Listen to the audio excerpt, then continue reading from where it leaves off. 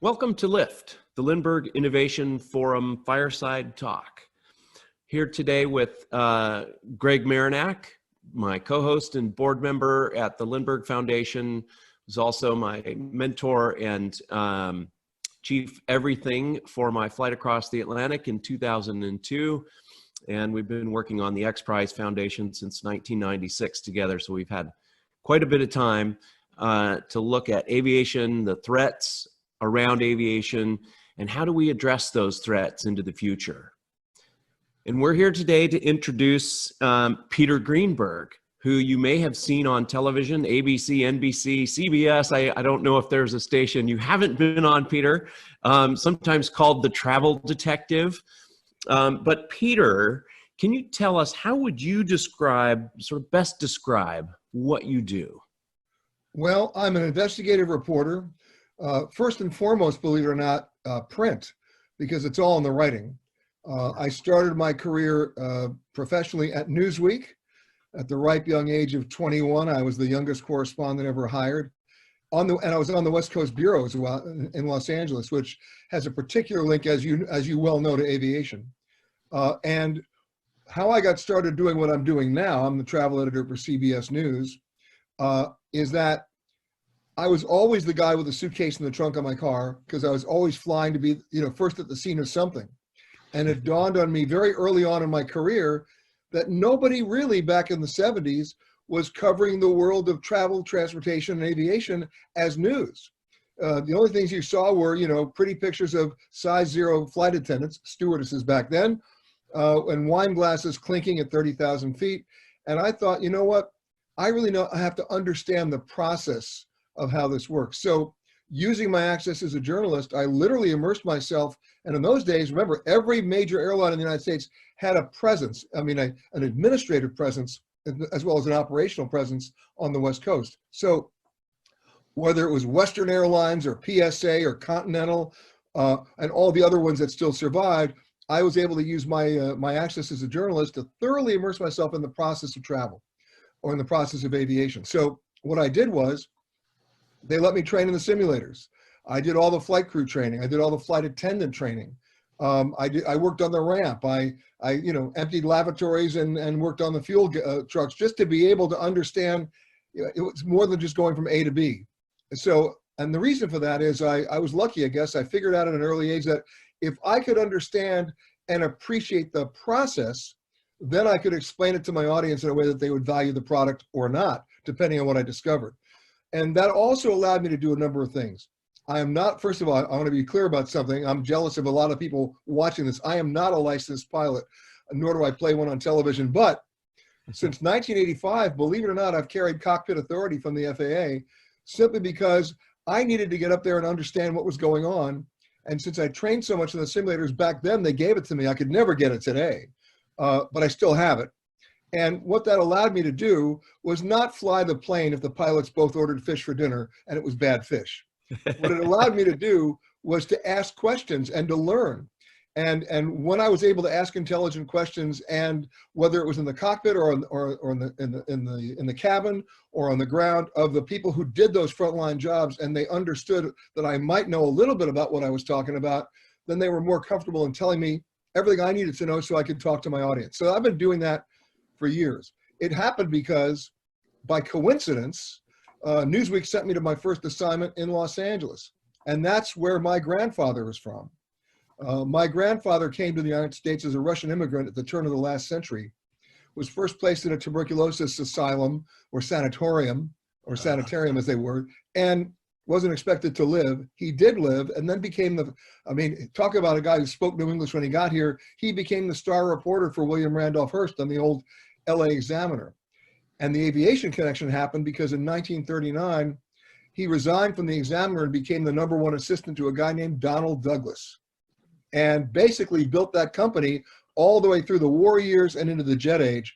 So I was born in 1950. So when I was growing up at the beginning of the jet age in terms of fighter jets, and Douglas made a lot of those. But when I was growing up, being the grandson of the #2 guy at Douglas, I grew up with model planes nobody else had.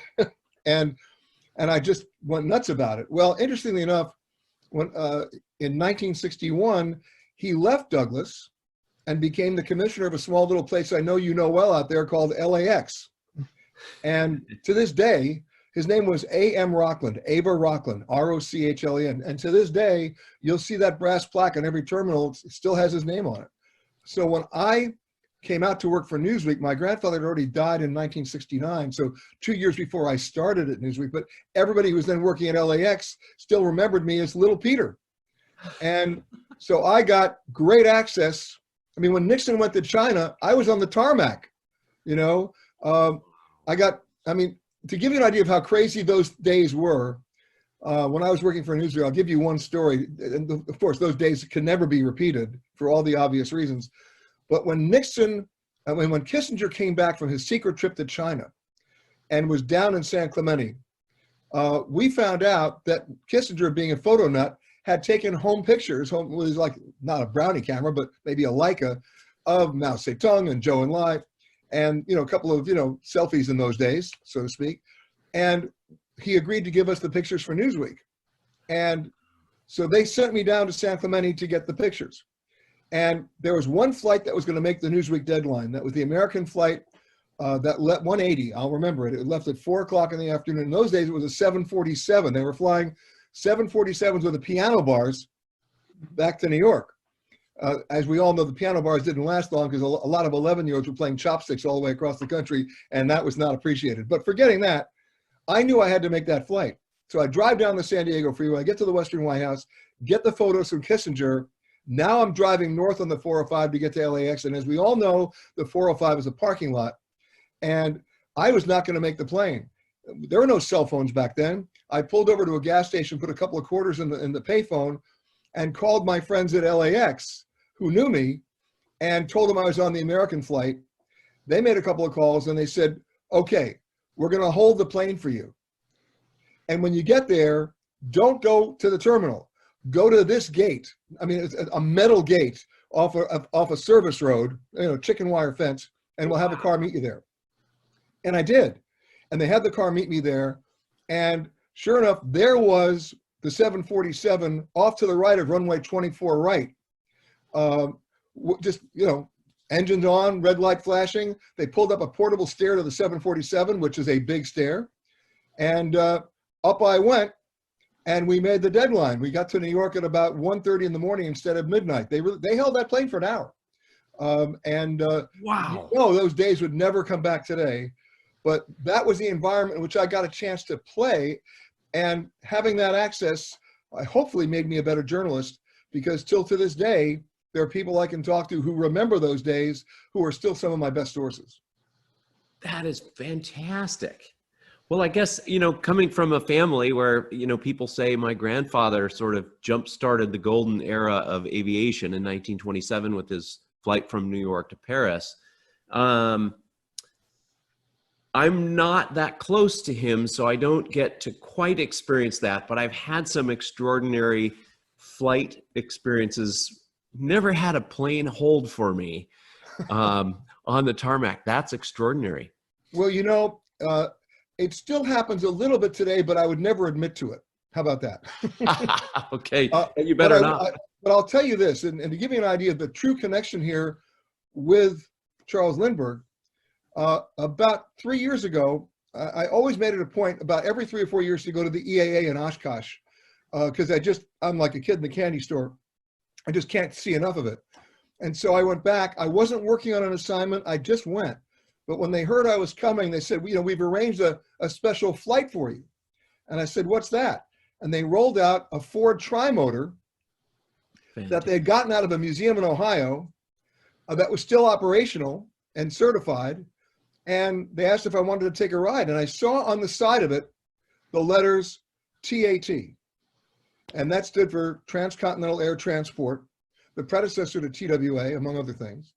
And I get on the plane, and we flew for about 30 minutes. It was a great flyby and terrific. I landed, and then it hit me like a brick. And here's the brick that hit me. In 2003, about a month and a half before my mom passed away, I was sitting with her in her apartment in New York, and she said, there's something I've always wanted to give you.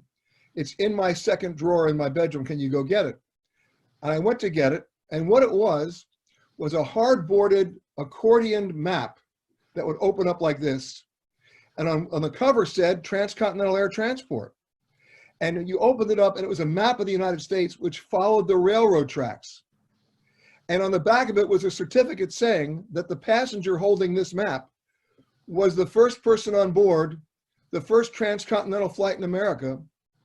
And it was signed by the pilot, Charles Lindbergh. Here's the full service, the full circle.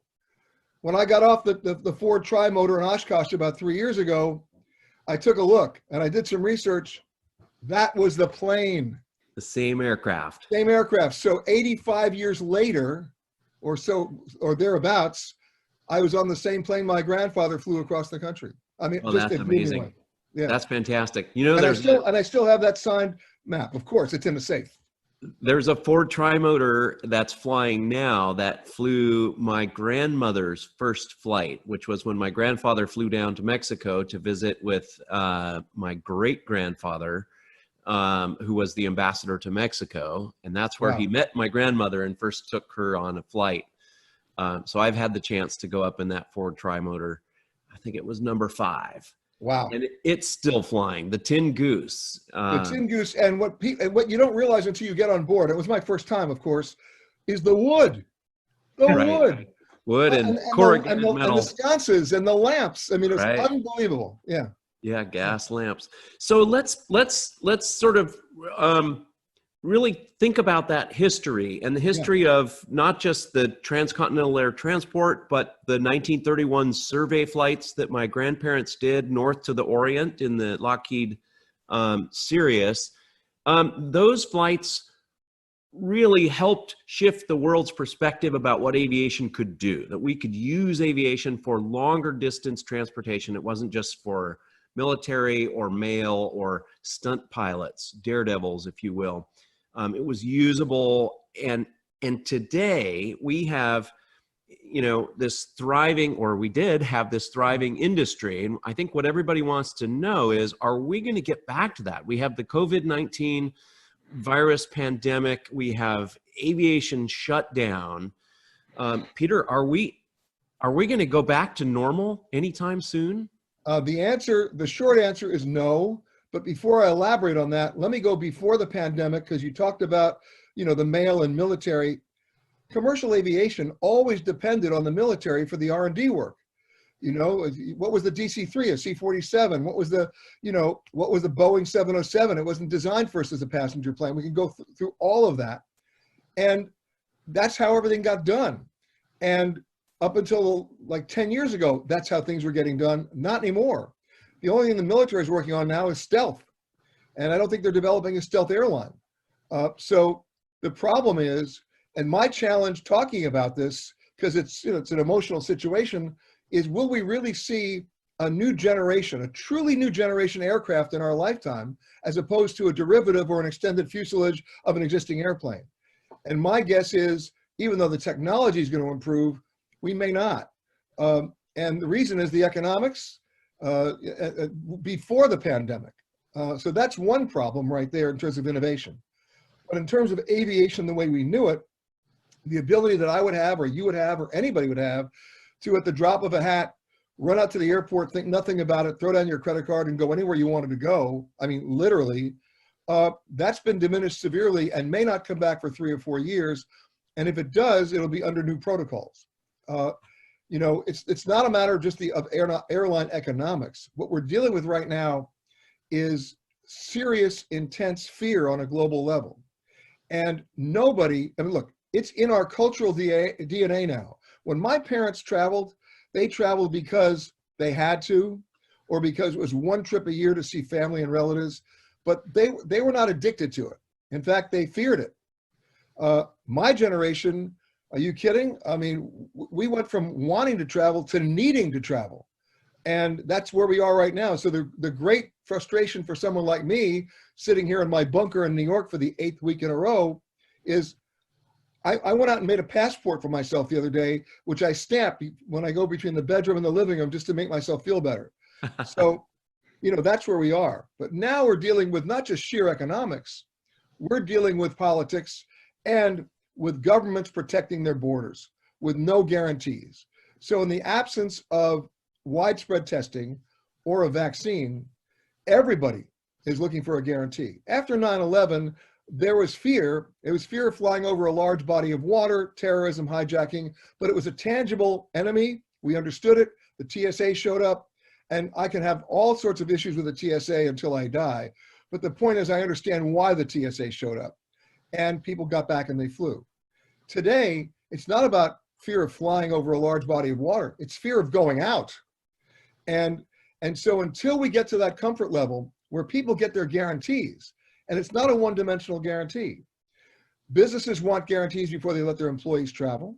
The employees want the guarantees, and every government wants a guarantee that I'm not going to be frothing at the mouth and glowing in the dark when I get there. And there's no standard right now that exists that will be universally and internationally acceptable to let everybody know that I've got a get out of jail free card, I'm okay. Now we're talking about immunity cards, but an immunity card is sort of like the TSA. It's good security theater. It's not foolproof, and it's got every loophole in the world. I could test negative 3 months ago and get an immunity card and be asymptomatic today and infect the hotel or the airline. So everybody wants that guarantee.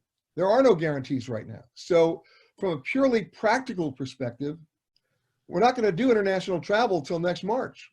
It's not going to happen. It's about reciprocity. Every country that I know of right now is closed.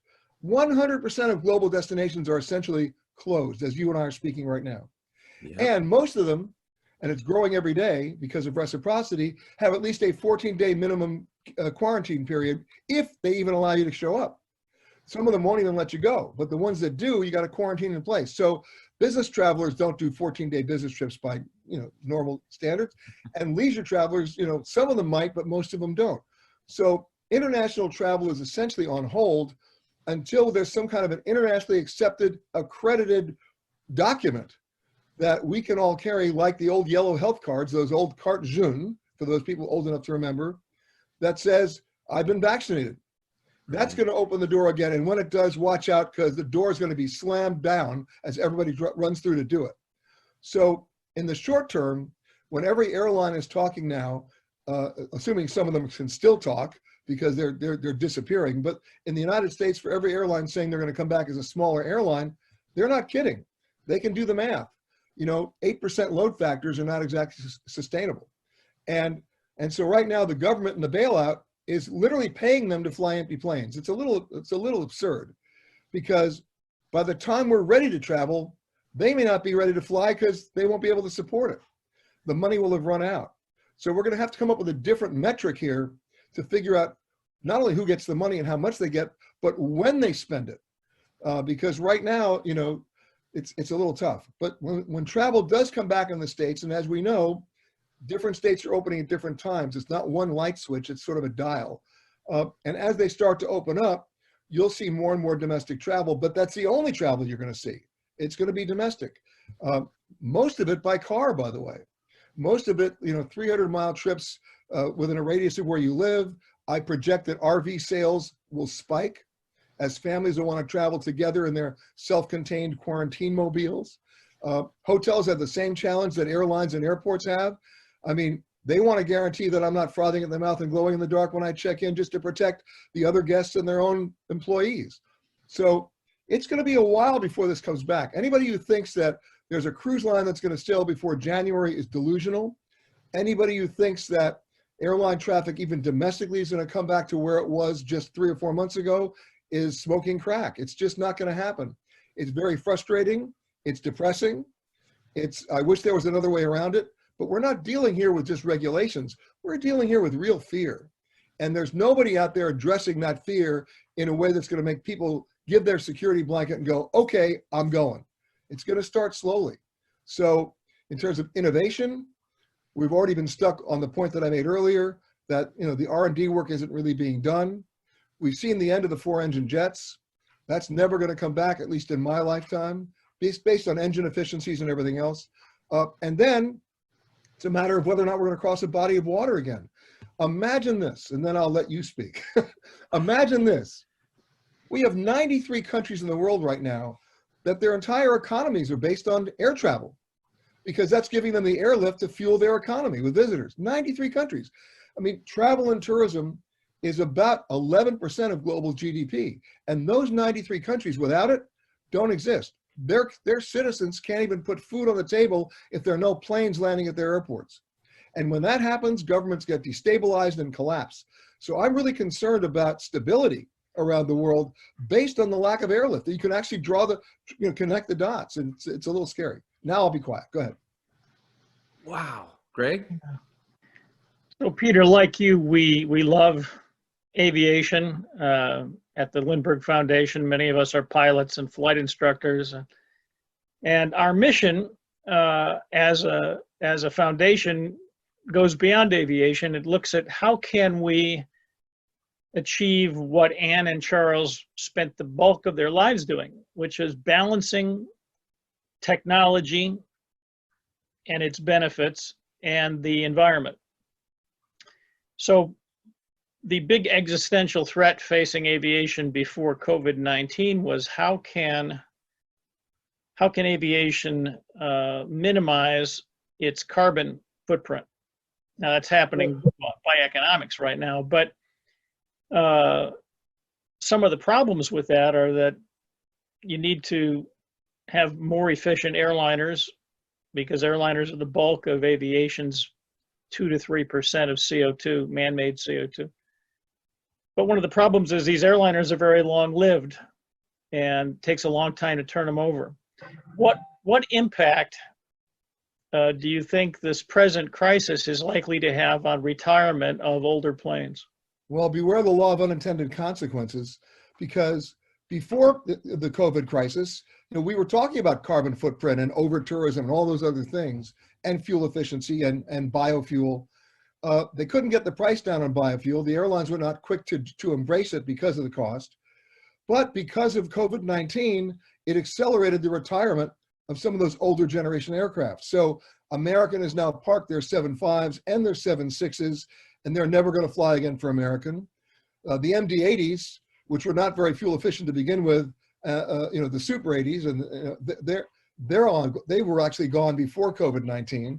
And then Delta just parked their MD-88s and their MD-90s. American even parked their A330s. I don't think they're going to come back, but at least they're relatively newer planes. I'm sure they're going to try to sell them.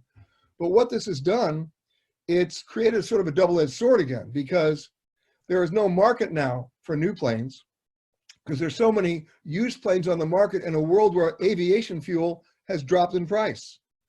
And so the real reason why they parked the 7.5s wasn't because of efficiencies, they just didn't need the capacity. But if the prices stay low, a lot of airlines will still fly those planes because based on the fuel prices, they can get away with it. Where's the incentive right now to create new fuels at an affordable cost when the cost of gas just completely plummeted?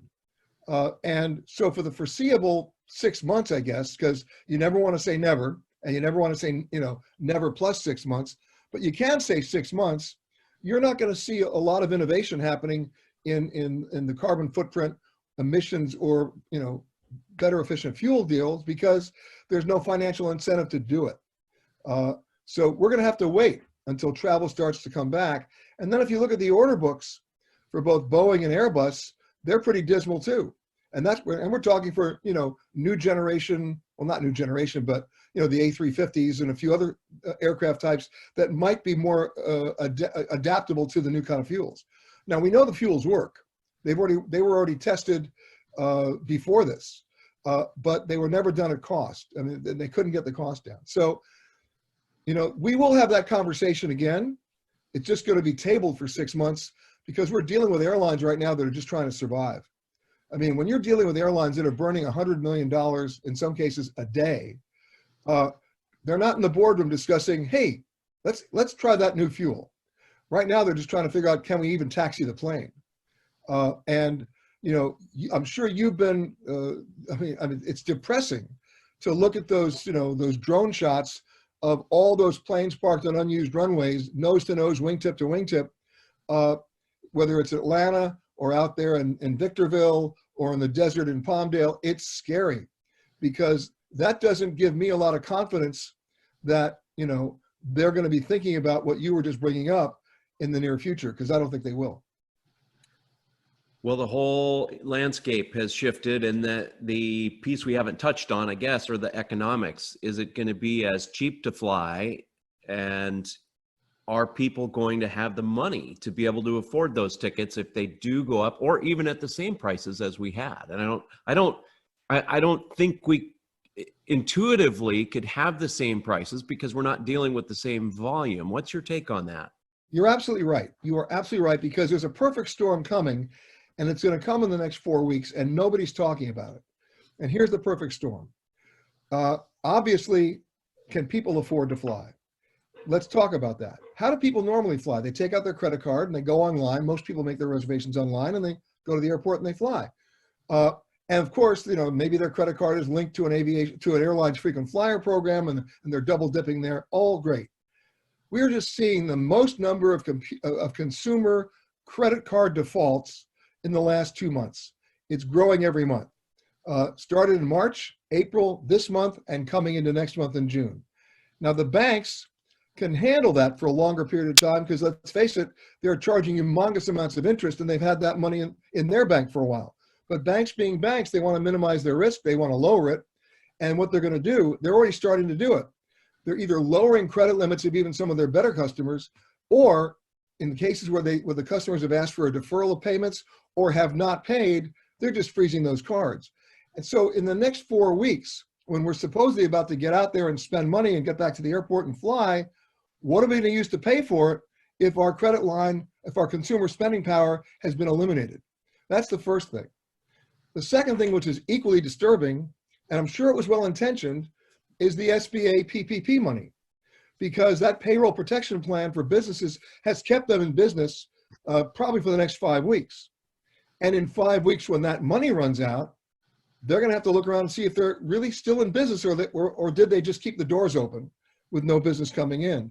And if it's the latter, then they close and all those people become unemployed. And then you have unemployment budgets at individual states that are basically in danger of running out, being exhausted in the next 4 weeks. So all of that is converging so that spending power is going to be diminished. Income is not going up. Those $1,200 checks that were given out to everybody were spent 3 weeks before they got them. So unless the government gets ahead of this with another $3 or $4 trillion into the system from the bottom up, our desire to fly will not be parallel with our ability to fly. And I'm really worried about that. Right, right. Wow. I'm sorry to give you the bad news, but well, we're in it right now, and we don't Yeah. really know. What we're doing is sort of predicting the future, which we can sort of see, and really appreciate the insight. So, but also to answer one more of your questions, because you asked about how much will it cost. And traditionally in moments like this, the industry, not just the airline industry, but the travel industry in general, has tried to discount their way out of it. I don't think that's going to happen this time. I think we're going to end up with a new definition of an elite class of people, like we were at the beginning of the jet age, who had the ability to fly and could.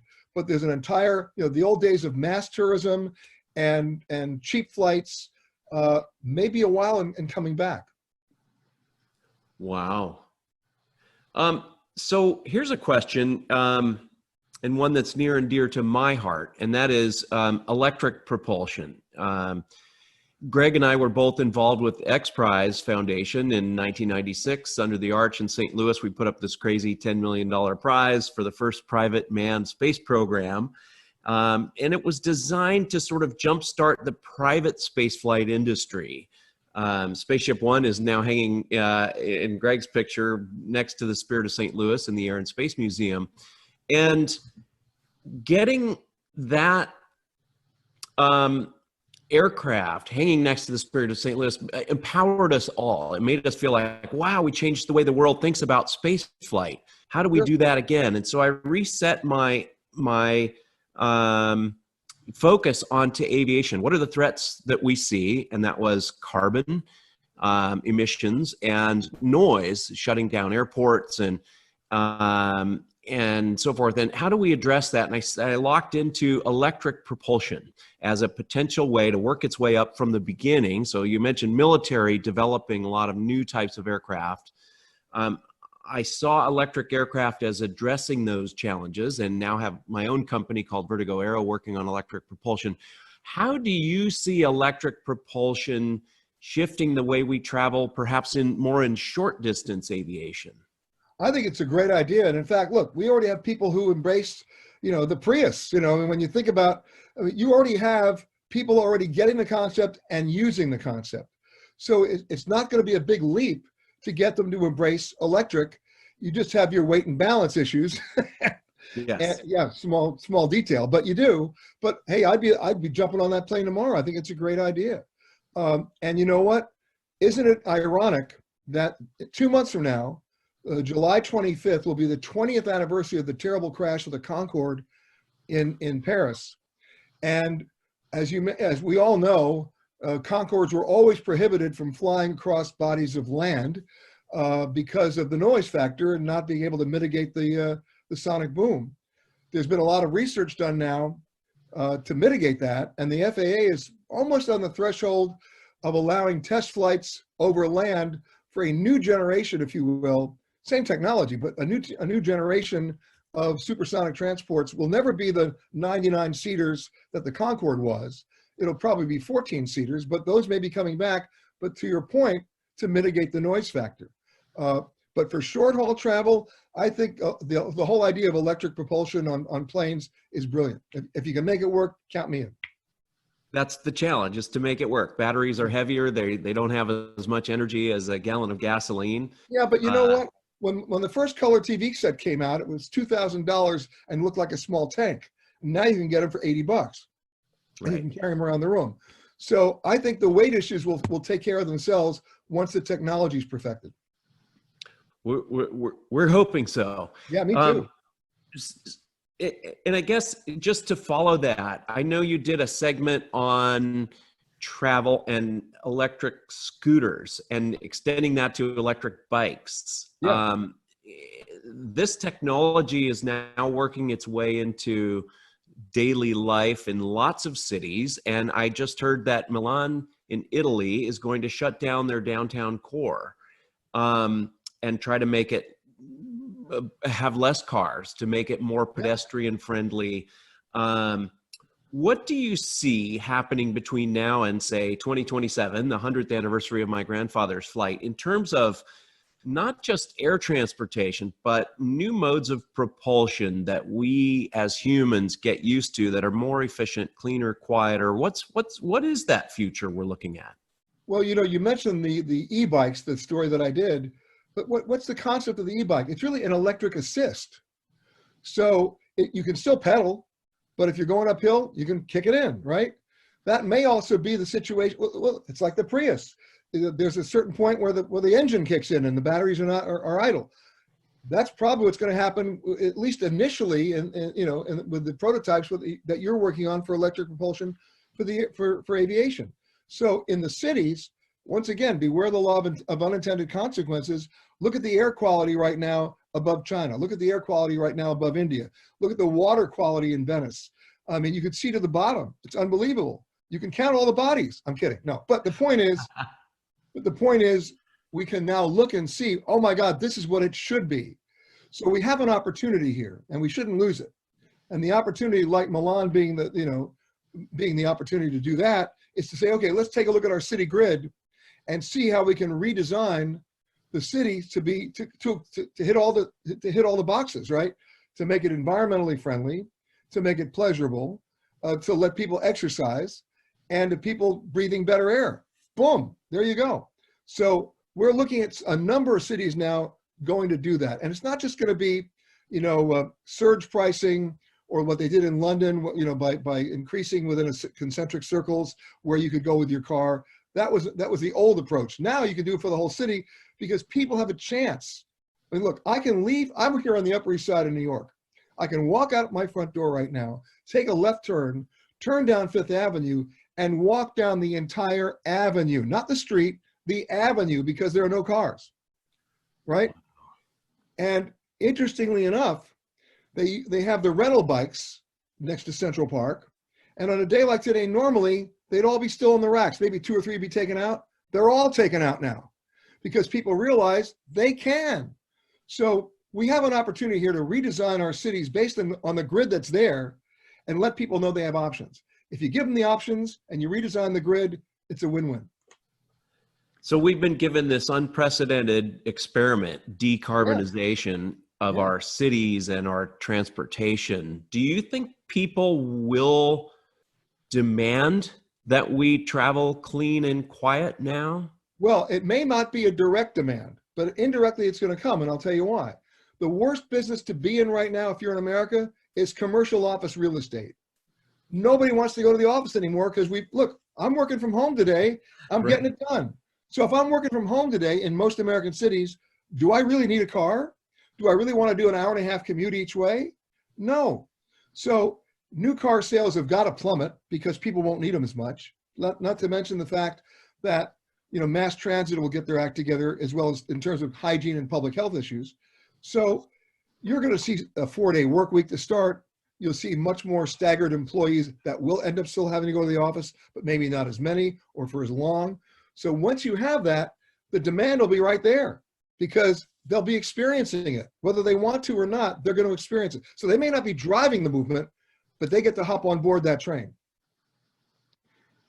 Very So interesting. Peter, you know, this global disruption of the status quo is going to bring a lot of changes.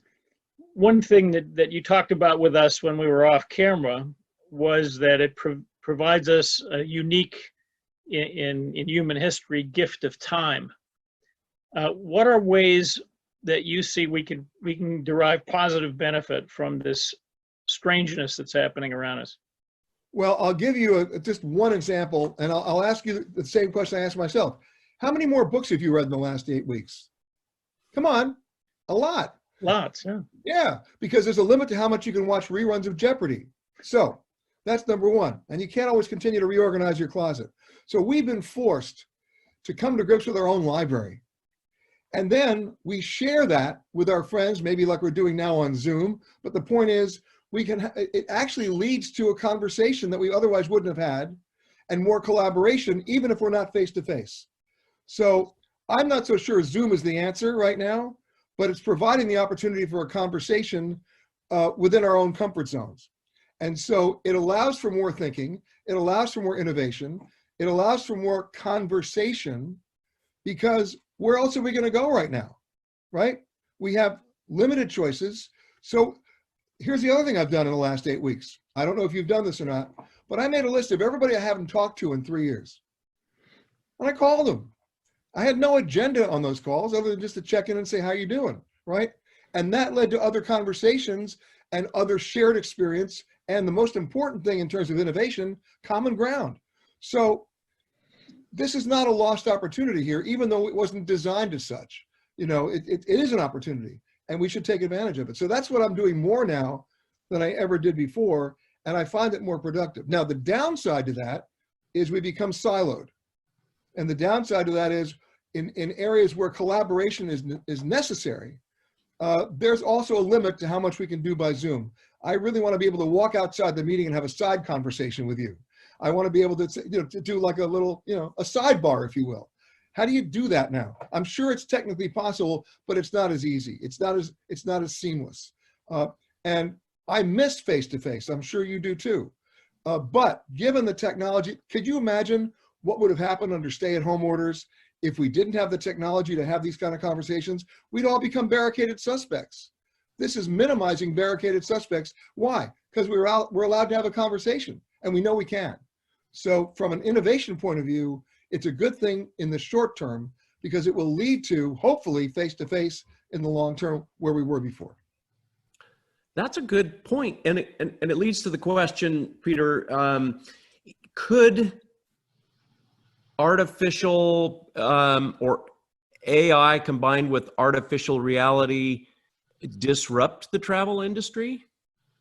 The answer is yes, but we have to get down to a definition of what disruption means, because sometimes it could be good. But I'm a big fan of this comment that technology should never take precedence over common sense. And, and so I love technology. I'm using it right now, but it doesn't take precedence over common sense. So I will use all the tools at my disposal, assuming I understand them. Remember, I still have rotary phones, but that's another issue. But I will use all the tools at my disposal to get to where I need to go, as long as I understand them. And so I don't reject them, right? But I also don't embrace them at the expense of another conversation or common sense. So AI was already being used to disrupt aviation. That's nothing new, right? The algorithms and the way that they're approaching big data has been there for the last 5 or 6 years. It may not have been totally perfected, but they're using it, right? They know if I go online to book my flight that I'm interested in going to, Arlington, Virginia, just because I logged onto it, right?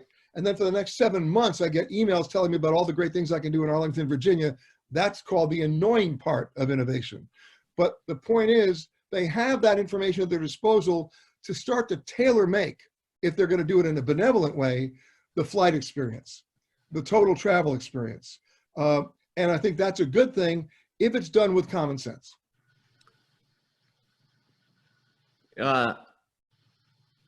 Greg, you want to go? Or actually, I've got one. Go ahead. Greg and I were involved with X Prize, where you see Spaceship One hanging next to the Air and Space, next to the Spirit of St. Louis in the Air and Space Museum. We did that to open up private space travel, that an era where you and I could go buy a ticket and fly into space. Now we have 3, maybe 4, depending on how you count it, companies who are vying to sell tickets for the rest of us to go into space and sell tickets to the government to go to the space station and so forth. Do you see space tourism taking off in the next, say, 7 years? I do, but once again, we have to get down to a definition of space, okay? If you take a look at Virgin Galactic, I tend to think that the Monkey and Sputnik had a better deal. Just saying, because for $250,000, they give you flight training. Please, don't even go there. Then they give you a uniform that you get to keep. So you just bought a $250,000 pair of overalls, and then you get 20 minutes of weightlessness, and you get to see the curvature of the Earth. I get that. It's a good first step, but let's not kid ourselves. It's all suborbital. It's not space, but it's a good first step. And as an appetizer, I guarantee you the people who take that will come back and want the main meal, and maybe they'll even finance it. So the answer to your question is, it's viral, it's word of mouth, it'll work. But initially, let's not kid ourselves and think we're going to space. But we will get there because of this appetizer that some of us will have a chance to enjoy. Any thoughts on that, Greg? Well, one thought is that I think as a result of this current disruption, we're going to stop using the term viral marketing. It's lost its positive.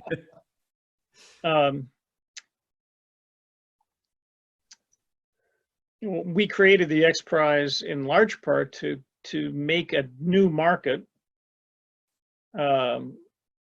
Then if you look back at the Spirit of St. Louis, within a year or so of the flight, the number of pilots in America triples. The number of licensed airplanes quadruples.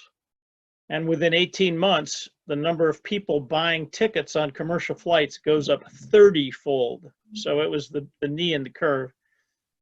And that kind of step change is pretty rare, and X Prize is a modern equivalent of that, and we modeled it exactly after the Ortigue Prize that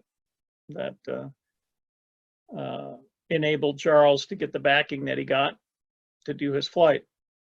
Our real mission, though, is to try to open up the energy and material resources of the entire solar system to humanity to give us more choices, to basically point out what a lie the so-called limits to growth are. I mean, the limits to growth are not what they used to be, because people can, it's sort of like electric propulsion. People can see change and they want to embrace it. They just have to be able to have access to it.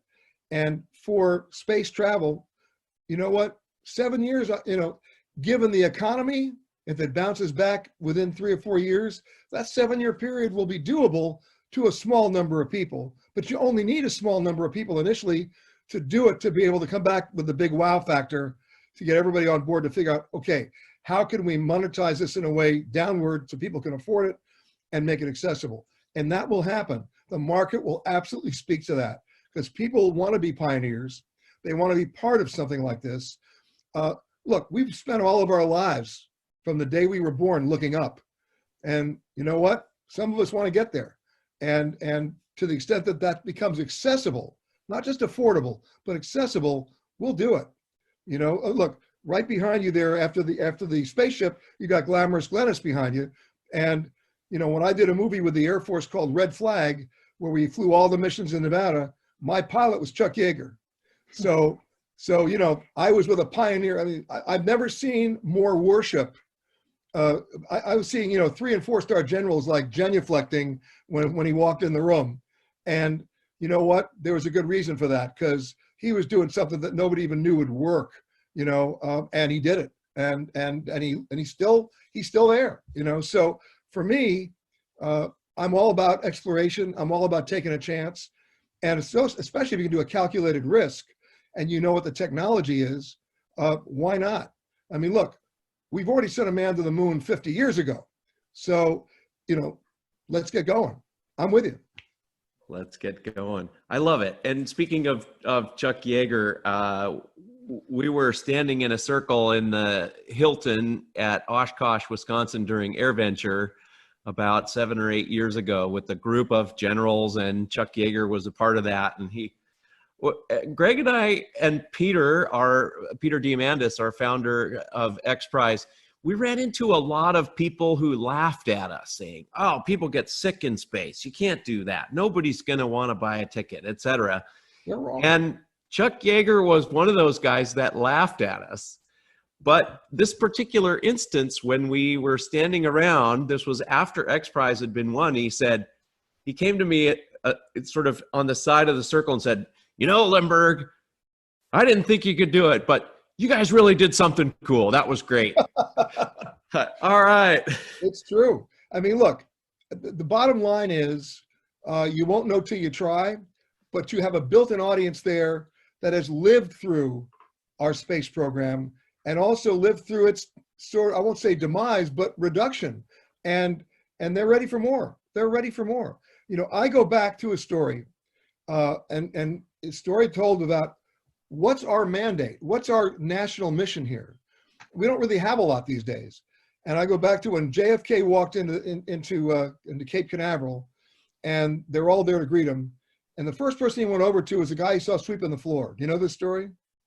And it's not a joke. And he went over and says, what's your name? And he said, so, and says, what do you do here? He says, now the guy was a janitor, right? He says, what's your job here? He says, my job is to put a man on the moon. So even the janitor was dedicated to that. We need that kind of dedication and public embracing to make it happen. And when we come out of this, you know, demise right now, you'll find yourself back on track, because people do want to do that. Remember, we don't just want to travel, we need to travel, and we're dealing in a world of experiential one-upsmanship. You know, it's not enough to say, I went to Hawaii and you went to Hawaii. I want to be able to say, I went to Hawaii and did X, and you were just sitting there with a pina colada stuck up your nose. Well, which one do you want to be? The one I did or the one you did? And you know, when you guys are ready to go, there'll be people to go. I guarantee you. Human nature, always trying to find a new way. Well, I think Greg mentioned the foundation. The foundation of the Lindbergh Foundation was, you know, really in my grandparents, both Anne and Charles, experiences traveling from above around the world from the obviously 1927 through the 1930s and the 40s, 50s, and 60s, and looking down and seeing the changes on the earth, and that humans and technology, the technology that we love and depend upon, could harm our quality of life. They saw cities and pollution and really environmental degradation.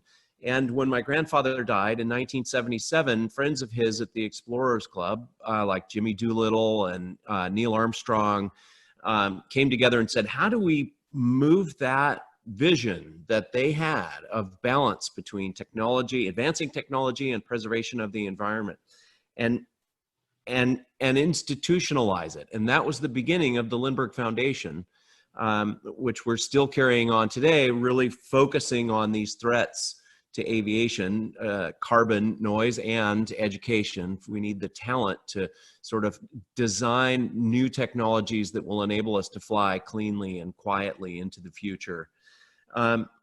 That gift was something that I feel like my grandparents gave to me personally and to the entire world.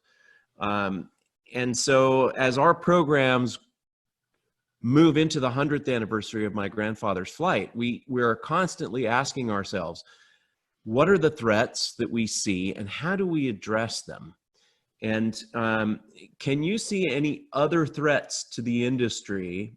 Let's just broaden it and say the travel industry that we're not thinking about, that we need to address. Well, the most immediate address, of course, is economic. You know, travel and tourism is the largest service industry in the world. It's 1 out of every 10 jobs. Until about 2 months ago, it was 1 in every 5 new jobs. Well, those new jobs don't exist. So the real impact right now, no big news bulletin here, is going to be economic. And, you know, in the service industry, it's not the delivery of the service that matters. In the end, it's how you recover. Well, how are we going to recover now? And that will determine how we move forward and how fast we move forward. The goals are still the same. It's just methodology and timing. And I hate to use it, that 5-letter word, money. How do you deliver people with money? Yeah, but you know, you mentioned something earlier, and that is when you're in space or when you're at 45,000 feet, you get a different perspective. And you're looking down when normally you're just looking up. And when you're looking down and that could be given to you in context, you know, it's not just the pilot on the plane saying, folks, we're flying over Indiana right now, but somebody saying, look down there, that used to be green, now that's brown. Look over there, the particulates in the air are this. Then all of a sudden people can connect the dots. And then you have ambassadors. You have ambassadors once they land who go, you're not gonna believe what I saw and what we need to do. Because remember, when you ask kids where food comes from today, they tell you the store. That's not good enough. And people need to understand, it goes right back to how I started as a journalist. They need to understand the process so they can either value or question the product. So it's one thing for me to, you know, have a pork sandwich until now we're looking at the pork plants. And everybody's gonna go, ooh, I didn't know that. You know, well, actually we did know that if you go back to the old books of Lincoln Steffens and everybody else, The Shame of the Cities. But the reality is we took everything for granted. We can take nothing for granted now. We need to get up and look down. And then we need to communicate in a way that people can connect the dots to their own experience, make it relevant to them. And you know what? Once you do that, everybody wins. Fantastic. Greg, do you have any more questions? So there's a saying in science that science progresses one funeral at a time. And it was Max Planck who said that, of Planck's constant fame.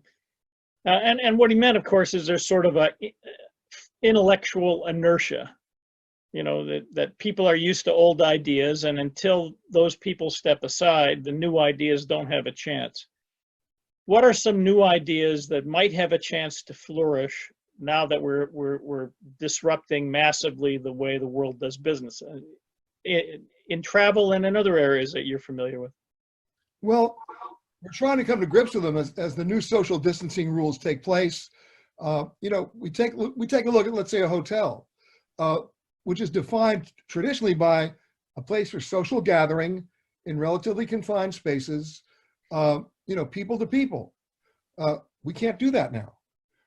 Disneyland, are you going to go on the Pirates of the Caribbean ride on your own boat, distanced by 2 other people and another boat 70 feet away? I don't think so. So initially, we're going to have to come to grips with that. But my hope is, it's not a new idea, it's going back to an old idea, is that we should never take for granted the concept of social gathering and common ground. We're going to get back to that. We just have to figure out the technology, of course, helped a lot by a vaccine, that will allow us to do that. Because if we don't, all those models go away. And that we're talking physical models. You know, what's a cruise ship? Large social gatherings in confined spaces. A theme park, large social gatherings in confined spaces. An airplane, whether you like it or not, may not be a social gathering, but it's a gathering in confined spaces. So anybody who thinks that the dreaded middle seat is going to go away is delusional. The economics won't allow it. It's one thing for the airlines to say now, oh, you know what? We're blocking all the middle seats. No one will be assigned a middle seat.